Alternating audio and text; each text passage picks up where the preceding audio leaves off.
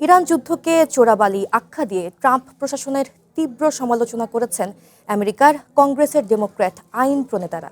স্থানীয় সময় বুধবার কংগ্রেসের শুনানিতে ইরান যুদ্ধের যৌক্তিকতা ও খরচ নিয়ে ডেমোক্র্যাটদের কঠোর প্রশ্নে জর্জরিত হন যুদ্ধমন্ত্রী পিট হেগসেথ। শুনানিতে ইরান যুদ্ধকে চোরাবালি আখ্যা দেন ক্যালিফোর্নিয়ার ডেমোক্রেটিক পার্টির প্রতিনিধি জন গ্যারামেন্টি।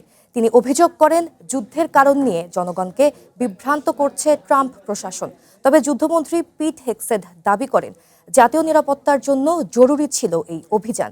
২০২৭ সালের জন্য $1.5 ট্রিলিয়ন বিশাল সামরিক বাজেট পাশের আবেদন নিয়ে সমালোচনার মুখে ডেমোক্র্যাট ও কিছু রিপাবলিকান আইন প্রণেতাকে কঠোর ভাষায় আক্রমণ করেন পিট হেগসেথ।